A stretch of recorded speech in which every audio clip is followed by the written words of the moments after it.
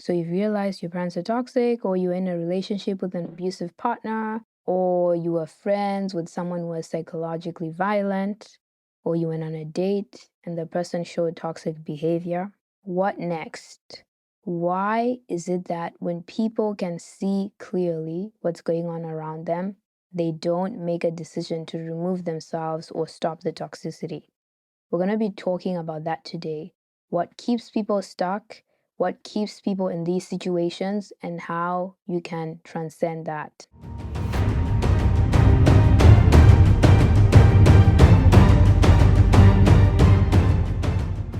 Hello and welcome. If you're new here, my name is Chidon Pofu. I'm your personal emotional intelligence detective. Welcome to the Fit with Chido family, where we go beyond physical fitness, striving for mental and emotional fitness. If you haven't already, be sure to hit the subscribe button and the bell so that you get notifications. Today, we're going to be talking about implementing everything you've learned in the last 7 episodes. So if you have had toxic parents and you're working on reparenting yourself, or toxic friends, or you go on a date and you realize the person you're on a date with is toxic or potentially abusive, or they're showing signs that they have characteristics that you don't like. You find yourself surrounded by people who are spreading your personal information. You find yourself in situations where people are attacking your self-esteem. What do you do next? Whatever solution you decide to choose in order for you to protect your peace and your safety, you need to understand a few things. So, I am not saying go no contact with people, ignore people, cut them out of your life. That's a decision you have to come to after understanding the things I'm going to share in this episode. The first thing you need to understand is if you're in a toxic environment that has traumatized you in some way, if you remain in that environment, not only are you still struggling with the previous trauma, you're getting re traumatized. If you're in an environment that tried to break you, that harmed you, people tried to harm you in that environment, in that community, in that family, in that friendship, and you don't heal that trauma because most toxic people are not going to take accountability, that's trauma in itself. Being surrounded by people who are harming you and they're not making things right. In fact, when you stay in such an environment, they will take it as a license to do more things. So this is how re-traumatization happens. You have the core trauma that happened a long time ago. You have the trauma of people making you feel like your experience is insignificant and not important because they're not taking accountability. And then they do more things. The problem with this is you're going to internalize that you don't deserve to be treated well. So this is where self-esteem takes a hit. Your self-esteem will be affected in a way that you won't even understand. If you're in a situation like this, maybe you don't want to go no contact. It's important for you to remove yourself from the environment and heal first before you make your decision of, do I want to work on having stronger boundaries but keep these people in my life? Or do I want to completely remove their influence from my life? That's a decision you can only make after removing yourself from being re-traumatized. You can't make this decision whilst participating in the toxicity because your worldview is still affected by what's going on around you and the survival mode that those people are putting you in.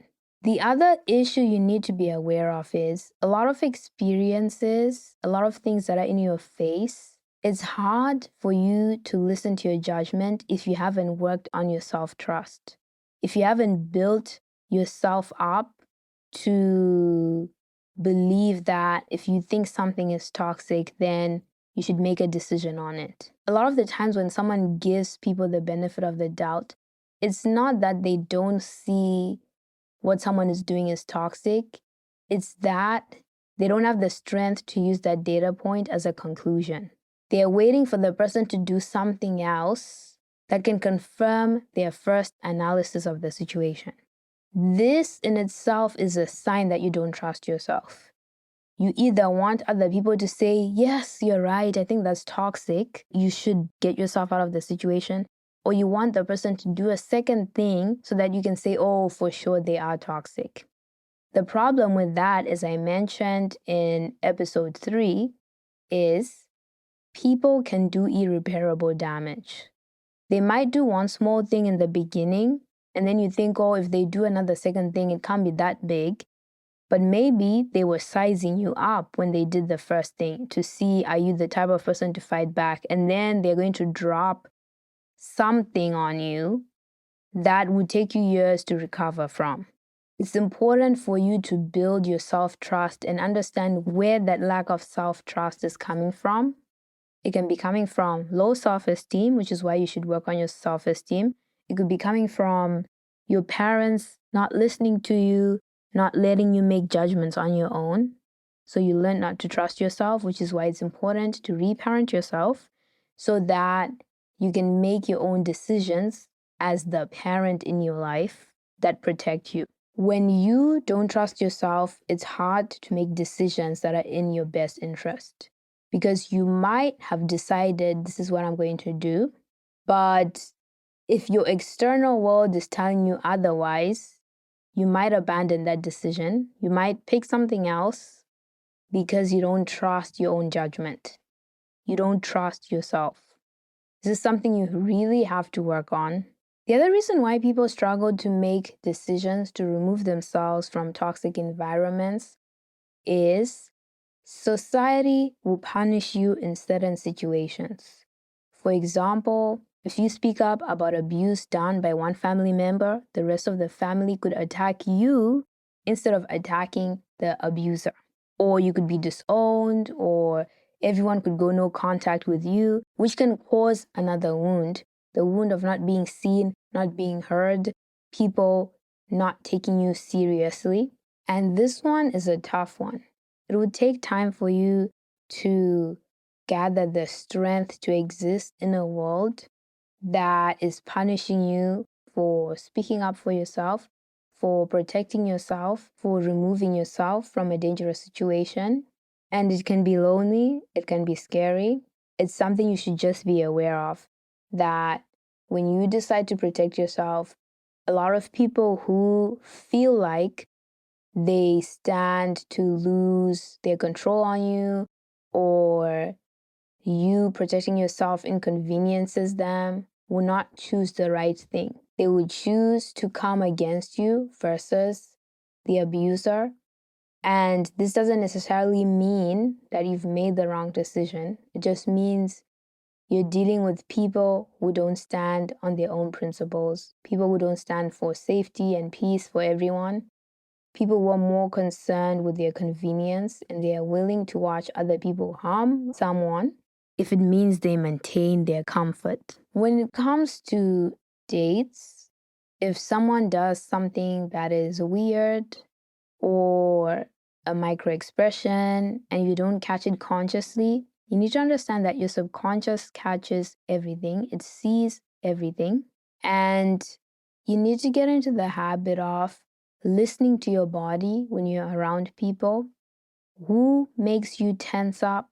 Who makes you feel free when you're around them? Because these kinds of signals are very important when you go on a date and you don't know someone very well. If you watch the way your body reacts to people you know, you can then come up with a guideline that says, whenever I feel uncomfortable, I feel this sensation in my body because I know when I'm around XYZ who makes me uncomfortable, I get this sensation. So analyze the way you feel around people you know, people who you have assessed, people who you understand. Use that when you're meeting people you don't know. For example, I'll give you an example in my life. There's some people who I have met who are toxic, and every time I was around them, I had this tight feeling in my chest. It was always in the background, I would ignore it. It was after reflecting, I realized, oh, this feeling is always there when I'm around someone who is weird. And so I use this feeling. If I am around someone and I start feeling uneasy, they didn't say anything, then I decide to take a step back and assess them and see, should I continue talking to this person? The good thing about that is someone can't gaslight you out of feeling what's going on in your body. They can gaslight your logic or what you're seeing or what you're pointing out, but not the feelings you have in your body.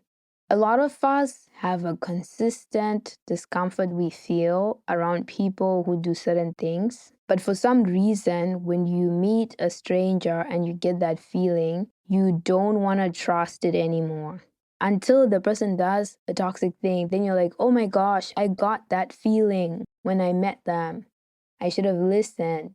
It's high time we start listening to our bodies, ourselves, paying attention to what we're seeing. Even if it means you're alone, you need to protect yourself because your mental health and your peace are very important. They affect everything. They affect your physical health. They affect the quality of your life. They affect the quality of your relationships. In order for you to make decisions based on information that you see in people's behavior, you have to look at your priorities. What's top on your list? Is it how people see you, or is it you having the most peace and safety you can have? Because if you're having a hard time making a decision on whether you should keep someone in your life or not, when they've done you dirty or shown you that they're not really a good person, it means your peace and your safety are actually not a priority. So you need to look at your priorities and understand, what is top on my list? What does this decision that I'm making right now tell me about my priorities? What's most important to me? Another reason why people struggle with protecting themselves, prioritizing their peace and their safety, is they don't realize there's something else at the top of their priority list. There's something else above peace and safety that you need to knock off so that you put your peace and your safety first. Thank you so much for joining me in season 2 on mental and emotional fitness. This is the last episode of this season, and we will be taking a break. I hope that you learned a lot. We talked about parenting, how to reparent yourself after toxic parents. We spoke about saying no to learning things from experience. We also spoke about toxic friends, toxic female friendships, and then dating safety, working on your self esteem, gatekeeping your personal information. And in this last episode, we spoke about making decisions to protect yourself. Once you know all of these things, now what? What should you be doing?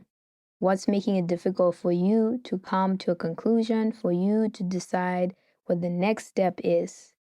This is a lot to think about and work on. So, between now and the next season, I'm sure you have a lot you can work on and build yourself up, strengthen the areas where you're weak, and sharpen the areas where you're already strong. There's always room to grow and learn. If you haven't already, be sure to hit the subscribe button and the bell so that you get notifications. My name is Chidon Pofu. I'm your personal emotional intelligence detective, always keeping it real. See you next time.